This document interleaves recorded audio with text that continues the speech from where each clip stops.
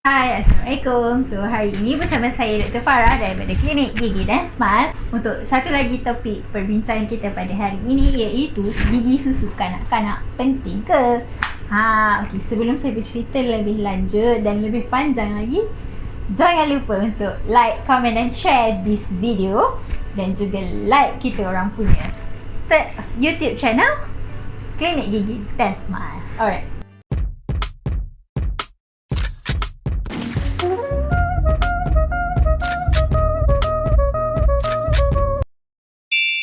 Okay, so gigi susu kanak-kanak penting ke? Okay, jawapan saya penting, sangat. 3 kali sangat tu, maksudnya sangatlah penting. Okay, macam mana, kenapa penting sangatlah gigi susu ni? Ramai yang tahu sebenarnya gigi itu, tak kira lah susu ke, kekal ke, fungsi dia sebenarnya adalah untuk makan, minum, bercakap, gelak ketawa dan juga kepentingan sosial seperti keyakinan diri kanak-kanak tersebut. Okey, jadi sangatlah penting kan? Maksudnya pentinglah, kalau tak nanti macam mana anak-anak kita nak makan, nak minum, nak bercakap, nak bergelak ketawa, nak bergaul dengan kawan-kawan yang seusia dengan mereka kan? Mereka pun ada perasaan malu juga kalau gigi tak comel. Betul ke dok? Selain daripada 5 reason tadi, ada satu lagi sebab kenapa gigi susu ni penting.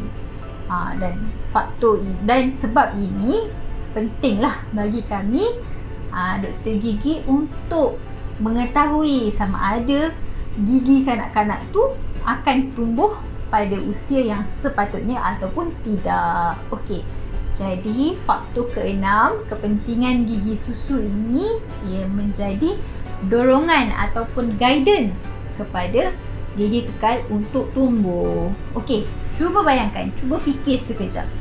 Kalau kita cabut gigi susu kanak-kanak tu terlalu awal, ia akan menyebabkan ada ruang antara satu gigi dan satu gigi yang lain.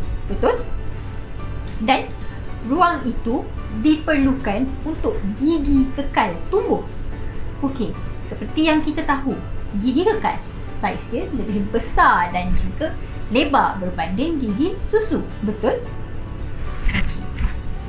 Jadi, apabila saiz gigi kekal itu lebih besar daripada gigi susu, bermaksud ruang yang diperlukan adalah lebih banyak ataupun sama besar dengan ruang saiz gigi yang sebelum ni. Maksudnya gigi susu, saiz gigi susu tu diperlukan untuk gigi kekal tumbuh kat situ.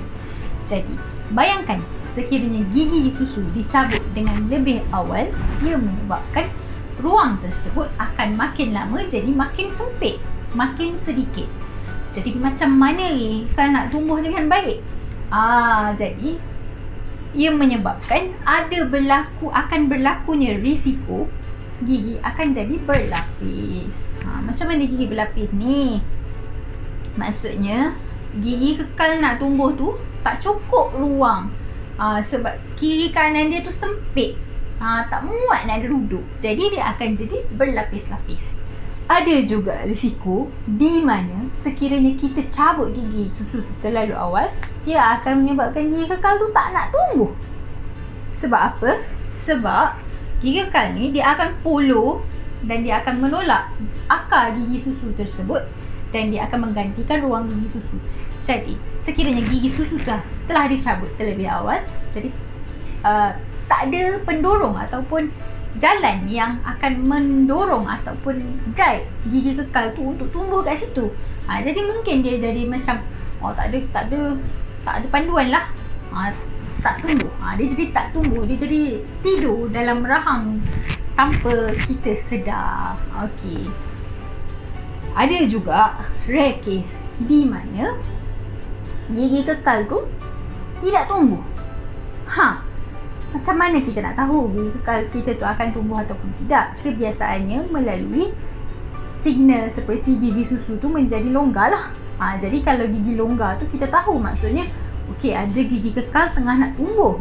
pada waktu usia yang tertentu. Jadi ada kes di mana apabila pesakit sudah mencapai usia yang sepatutnya gigi kekal tumbuh, tapi gigi kekal mereka tidak tumbuh. Maksudnya mereka kemungkinan tidak mempunyai gigi kekal yang cukup. Pernah dengar tak? Mesti ramai yang tak pernah dengar kan? Okey, sebenarnya ada keadaan di mana kita panggil keadaan tersebut seperti hypodontia, oligodontia ataupun anodontia. Apakah shonsha ni? Okey, sebenarnya hypodontia ni adalah satu keadaan bila gigi kekal itu tidak tumbuh, tidak ada di dalam rahang seseorang itu. Jadi gigi susu itu akan berfungsi dan juga bertindak sebagai pengganti kepada gigi kekal. Di mana dia akan duduklah kat situ. Maksudnya dia tidak akan goyang, dia tidak akan digantikan oleh gigi kekal. Jadi pentingkah gigi susu ini? Yes, sangat penting. Itu untuk hypodontia, maksudnya ada beberapa batang gigi sahaja yang tidak berada di tidak tumbuh di dalam mulut, sama ada 1 atau 2 atau 3. Okey, sekiranya ada lebih daripada 6 batang gigi kekal yang tidak tumbuh dalam mulut, kita panggil keadaan tersebut sebagai oligodontia. Okey, oligodontia ni keadaan di mana seseorang itu tidak mempunyai gigi kekal sebanyak 6 atau lebih batang gigi. Maksudnya tak cukup, ada nilai batas ataupun lebih gigi kekal tu tak tumbuh dalam mulut, jadi tak cukup lah gigi dia kan. Jadi kes-kes sebegini kebiasaannya gigi susu akan berfungsi dan bertindak sebagai pengganti kepada gigi kekal dan membantu untuk seseorang itu makan, bercakap, menggantikan fungsi gigi seperti biasalah. Jadi penting ke tidak gigi susu ni? Penting. Bagaimana pula dengan orang yang memang tak mempunyai gigi kekal ataupun tak mempunyai gigi?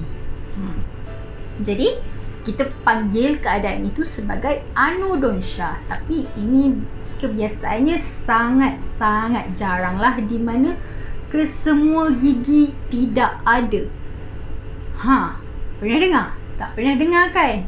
Tapi sebenarnya berlaku di sesetengah kes. Kita panggil rare case lah. Kes yang jarang-jarang berlaku tetapi ada orang tanya apa yang menyebabkan gigi-gigi ni tak tumbuh kan?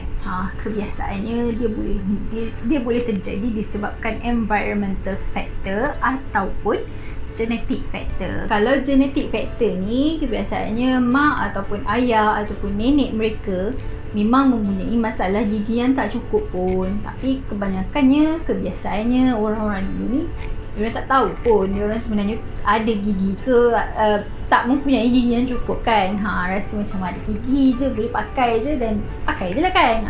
Boleh guna je lah. Tapi disebabkan kesedaran masyarakat kita dah lebih tinggi berkenaan dengan gigi, berkenaan dengan genetic factor. Jadi kes-kes sebegini lebih banyaklah yang dilakukan research, dan salah satu research mengatakan kenapa terjadinya gigi yang tak cukup, gigi yang tak tumbuh ni disebabkan genetic factor. Dan ada juga faktor lain iaitu sekiranya mempunyai masalah sindrom. Sindrom yang macam mana? Contohnya ectodermal dysplasia ataupun Down syndrome. Kebiasaannya pesakit-pesakit yang mempunyai sindrom-sindrom sebegini mempunyai risiko yang lebih tinggi untuk mempunyai gigi yang tidak cukup. Sama ada hypodontia ataupun oligodontia, sama ada mempunyai tidak mempunyai beberapa batang gigi ataupun lebih daripada 6 batang gigi kekal. Jadi macam mana? Gigi susu ni penting ke? Penting sangatlah. Kita tak tahu sama ada kita ni mempunyai genetik tidak mempunyai gigi yang penuh ataupun tidak. Betul tak? Jadi sangat-sangatlah penting kita sebagai kakak, ibu, bapa, ayah, mak ke, kalau kita mempunyai kesedaran dan pengetahuan, kita patut nasihatkan mereka yang mempunyai anak supaya menjaga kebersihan, kesihatan, pergigian anak mereka. Jangan sampai terlambat. Kalau gigi anak tu sudah tumbuh, seboleh-bolehnya, secepat-cepatnya bawa untuk jumpa dengan doktor gigi. Selain daripada menjaga kebersihan mulut secara rutin di rumah. Penting juga untuk dapatkan khidmat nasihat daripada doktor gigi. Tahu gigi anak ni cukup ke tak, betul ke waktu dia orang tumbuh macam mana, waktu gigi tumbuh adakah gigi ni tumbuh terlalu awal ataupun adakah gigi ni lambat untuk tercabut, ada masalah tak ada gigi ke. Jadi benda-benda tu sangat-sangat mempengaruhi keadaan pergigian anak itu di waktu besar mereka, setelah mereka meningkat dewasa. Jadi cepat-cepat bawa anak jumpa doktor gigi sekiranya mereka sudah mempunyai gigi. Paling-paling tidak pun datang cek je lah kan. Kita pun tak tahu kalau gigi anak itu perlukan rawatan ataupun nasihat daripada doktor. Jadi jangan lupa rujuk kepada mereka yang lebih mengetahui sekiranya kita concern ataupun kita tertanya-tanya keadaan kesihatan pergigian anak-anak. Okey, so itu sahaja, setakat ini sahaja perkongsian daripada saya. InsyaAllah hingga kita berjumpa lagi. Bye!